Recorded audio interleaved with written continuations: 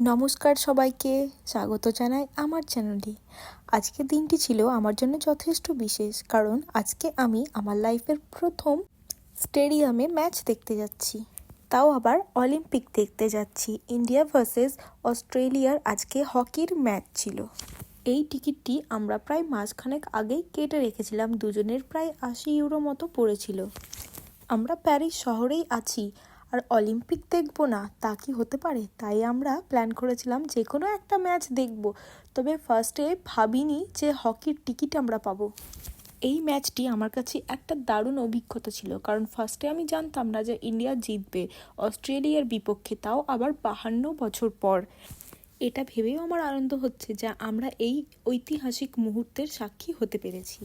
আমরা যে টিকিটটা কেটেছিলাম সেখানে আমরা দুটো ম্যাচ দেখতে পারতাম। সো ফার্স্ট হাফে ছিল আমাদের নেদারল্যান্ড ভার্সেস স্পেন, যেখানে নেদারল্যান্ড জিতেছিল, আর সেকেন্ড হাফে ছিল আমাদের কান্ট্রি ইন্ডিয়া ভার্সেস অস্ট্রেলিয়া। চলুন তাহলে এবার স্টেডিয়ামের ভিতরে ঢোকা যাক আর একটু গেমে মজা নেওয়া যাক।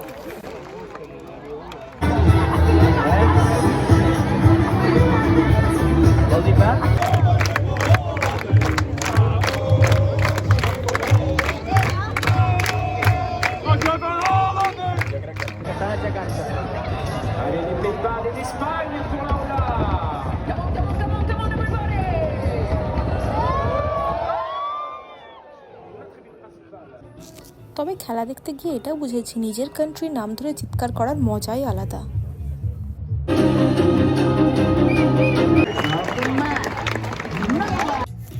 তখনও আমাদের ইন্ডিয়ার খেলা স্টার্ট হয়নি, আমাদের প্লেয়াররা নিজে প্র্যাকটিস করছিল। আমাদের ইন্ডিয়ার সমস্ত প্লেয়াররা দারুণ energetic and strong.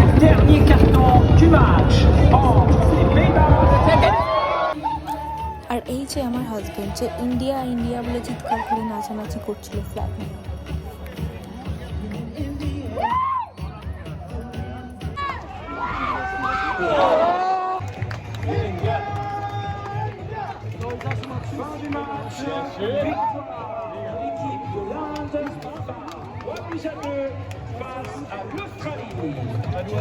Winners of the match, India. The final result is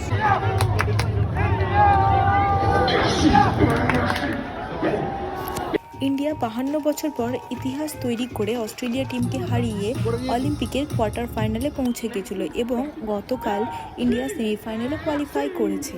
এবার হবে 6 তারিখে সেমিফাইনাল খেলা। যদি ইন্ডিয়া জিততে পারে তাহলে যাবে ফাইনালে। ইন্ডিয়া টিমকে আমাদের অনেক অনেক শুভেচ্ছা, এবং প্রার্থনা করব যেন অবশ্যই গোল্ড নিয়ে দেশে ফিরতে পারে এবং পুরো দেশকে প্রাউড ফিল করাতে পারে।